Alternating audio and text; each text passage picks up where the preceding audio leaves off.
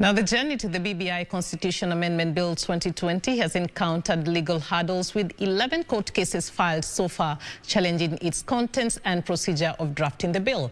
The latest hurdle was last month when the court issued conservatory orders blocking the Independent Electoral and Boundaries Commission from proceeding with the referendum on the bill, pending the hearing and determination of several cases querying its constitutionality.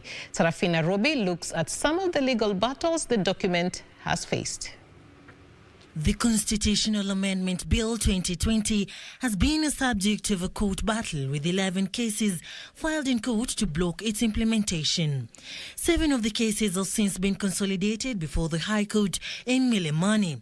The petitioners in the case include the Nurses Union, Third Alliance Party, Justice Juma, Isaac Oluocha, Morara Umike, Isaac Ogola, and economist David Ndii. 2 cases have been filed in Mombasa, and the other 2 are before the Supreme Court.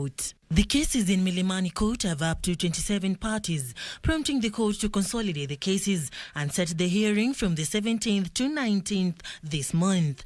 The petitioners are seeking to have the courts to do the following. 1. Declare the IEBC of not being properly constituted, challenging how sections of the Constitution, including chapters 1, 2, 4, 9 and 10 of the Constitution, cannot be altered through amendment of the Constitution, challenging a constitutional change drive through the popular initiative route, verification of signatures by IEBC when there is no database for such information, and Third Alliance wants the court to declare the BBI as unconstitutional. In early February, Justice Joel Ngugi, George Odunga, Jairus Ngaah, Janet Mulwa, and Chacha Mwita ordered that the process to pass the bill to amend the 2010 Constitution can continue before the 47 county assemblies and Parliament, and gave conservatory orders stopping the IEBC from holding the referendum, pending the hearing and determination of 7 cases filed before the court. Therefore, pending the hearing of these petitions, IEBC cannot proceed with the referendum, because that will be contemptuous, or rather blatant contempt of the court orders. And the rule of law requires that all court orders must be obeyed or complied with by all the parties.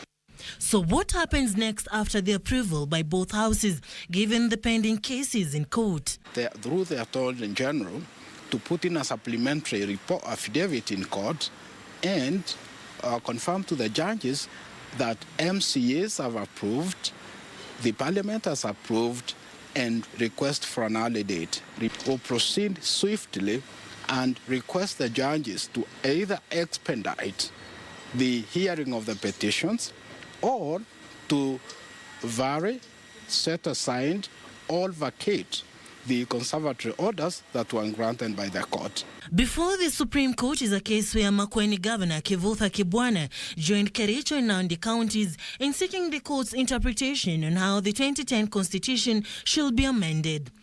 He sought interpretation on whether the Constitution amendments should only be limited to one issue, and whether the national or county governments or state and public offices can promote a constitutional amendment through a popular initiative. The judiciary has also expressed its position on some of the contents of the BBI bill, such as the Judicial Ombudsman. A serious problem when it comes to complying with the principle of judicial independence, because our judiciary must be independent all the time. Well, as we mark the 3rd anniversary of the Building Bridges initiative, we've seen the number of hurdles that the Constitutional Amendment Bill 2020 has faced. Now we remain to anticipate and see what happens next, given that the court remains the final arbiter, whether the referendum takes place or it doesn't. For Channel 1 News, I'm Sarafina Robi.